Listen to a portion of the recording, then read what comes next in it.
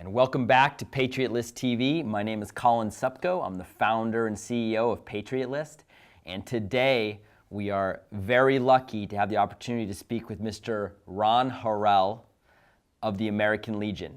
He's going to tell us a bit about his background and all the amazing things that he has done both in and out of the service. So Ron, thank you very much for being here.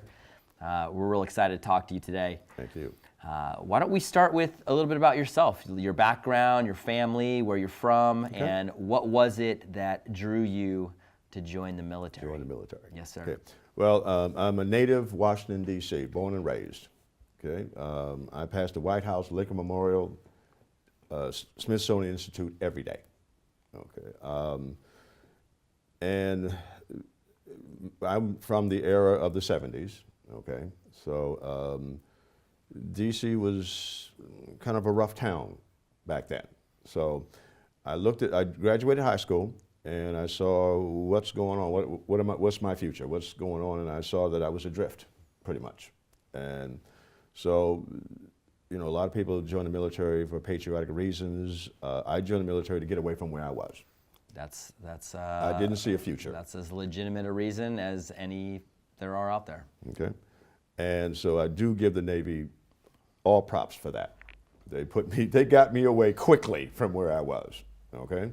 All the way to San Diego, all the way across the country, they got me away, okay, after boot camp, obviously, and put me on a ship. And I was well, when I went to recruiting, you had to take an entrance exam to see what your rating was going to be, how you scored. And they said, well, you score high enough to be a radioman. I didn't know what a radioman was. I said, sounds good, let's go. Put me on a plane and put me on a ship. And I was a radioman. Well, no, first I went to A school and C school for Morse code, which they don't use anymore. No, but I literally was in Washington, D.C. This past week discussing this with some senior level folks at the Pentagon, that they're going to start requiring Morse code to be taught again at both West Point and at the Naval Academy. Really? Because of what happens if an electromagnetic pulse knocks out satellites in all communications. We need to still be able to Morse code, huh? correct. Okay. So you might get called out of retirement. Yeah. There might be another job in my future. That's right. But of course I've forgotten all of it. But I think it's like riding a bicycle. Once it'll come back. It'll come back. Yeah, okay. So anyway, I went to A school and then I went to C school for Morse code, okay? And then I reported to my ship, okay? Now, my ship is not a carrier or, you know, a destroyer or a cruiser. My ship was an ATF. It was a fleet tugboat, fleet tug, not yard tug, fleet tug. I did a Westpac on that. It's the smallest ocean-going ship in the Navy. Wow. So you can imagine taking a shower, eating, working, sleeping when you're like this the whole time. So whenever I talk to another sailor, oh, it was rough, I said, I was on a fleet tug. Don't tell me about rough, okay? I know what it's like to be in 30-foot swells in a tugboat.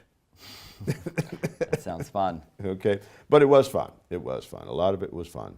But another thing I love, that I appreciate about the Navy, it expanded my horizons. Yes, sir. You know, because I said born and raised in D.C., and from boot camp into my Navy ships, and I'm overseas all of a sudden. You know, I'm in the Philippines. This little guy from Washington, D.C. is in the Philippines. Or now I'm in Hong Kong, okay? So dealing with a whole different culture, everything's different, you know, it was culture shock, okay? And so that's what I really appreciate that the Navy did for me. It expanded my horizons. And I only did 4 years. Okay, I did not join the military to make it a career. Understandable. I didn't join for that. Okay, but I enjoyed it. I did my 4 years, and then I got out. Well, let's talk about that. How did you make that transition, and what path did you finally land on? All right. Well, I used a GI Bill. Went to college. Okay. Awesome. The other thing they did for me. Okay, paid me while I went to school, okay? But sales, that's what I do, You may have noticed I've got a little gift of gab, okay? So I've been in sales for like 40 years, okay? So I've never really been unemployed. They say if you're a good salesman, you'll never be unemployed, okay? So luckily, that seems to be my forte. That's awesome. So I got into selling this, selling that, selling this. I'm still selling to this day. I'm selling you right now. You're always closing. Always closing, Ron. Always closing. And yeah. So what did you get your degree in, and where did you go to school at? Well, I went to Southwestern and San Diego State. I got my degree in music, of all things, and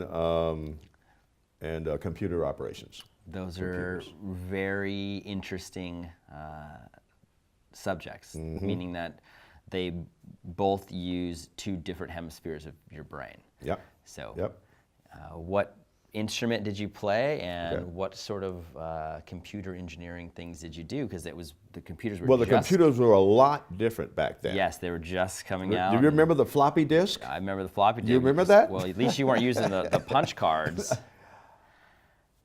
They were just fading out. Just fading out. And the discs were coming in. Okay, it's like the album and the CD. I was right on the cusp there when it went from albums to CDs. Very cool. So I did work with punch cards, but I learned programs, Cobalt. I wanted to be a programmer. That's what I wanted to be, but that the music didn't work out and the computers didn't. I still have the knowledge, but it wasn't a career path. Sales, and so. Well, I mean, just so we're clear, it's clear to me that you have these three really difficult hemispheres of knowledge that usually people have one or the other, but to have all three, to have the ability to go out and have the emotional intelligence to sell well, is completely different than what it takes to sit down and program in Cobalt, which is also very different than what it takes to play a musical instrument. So you're a pretty impressive man, Ron. Well, okay, all right. Checks in the mail. Now who's selling who? Yeah. Well, that's awesome, Ron. So tell us a little bit more about your time on the tugboat. That was just one ship that you were on? Well, I decommissioned that ship because both ships are World War II ships. Okay, neither one of them are in existence anymore. So I did 3 years on the tugboat, the USS Hitchity, if there's anybody out there. And then I did my last year on the USS Florican, which is submarine rescue. And then I got out. Okay, but they were both small ocean-going ships. How many people? About 85 to 90. And we went overseas on those things. Did they actually tug other ships? Yes, they called the Hitchy the bulldog of the sea. We had 4 locomotive engines pulling that thing. We were not built for speed. We went Westpac 12 knots the whole way and back, 12 knots. So how long did that take you? And that was top speed. How long did it take you to get over there? We probably took about 3 weeks to get there. About 12 knots. That was our top speed. That was pedal to the metal. All right.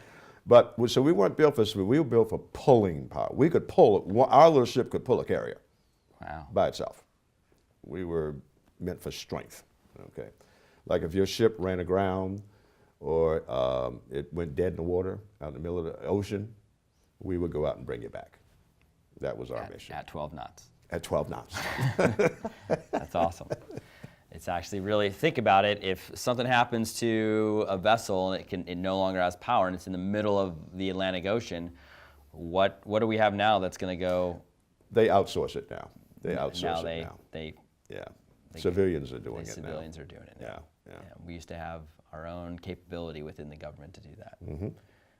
But they got rid of all. So I decommissioned the Hitchity and then got on the Florican, and then later they decommissioned that as well. Okay. So my brief time, I talked to a lot of career people, and that's all 4 years. They call me short timer. Okay, all right. But I appreciated the time that I did. I appreciated the time that I did. But like I said, I did not go into service to become a career guy. Thanks for joining us here at Patriot List TV. Before we leave, I want to make one announcement. We had a winner last month of a 2-hour session with a professional organizer who's going to come to her home and help her organize anything that she needs within her closets or within her garage. And we're going to be running that same contest from here on out. So go to your app store, download the Patriot List app now, and if you are the person that downloads and uploads the most amount of products, you too could win a 2-hour session with a professional organizer. Hey guys, thanks for tuning in to Patriot List TV. Stay tuned next time when we bring you another active duty member or veteran that's going to share with you the great things they're doing for our military and veteran community. Go to PatriotList.US or the Apple App Store or the Google App Store and download the Patriot List app for free.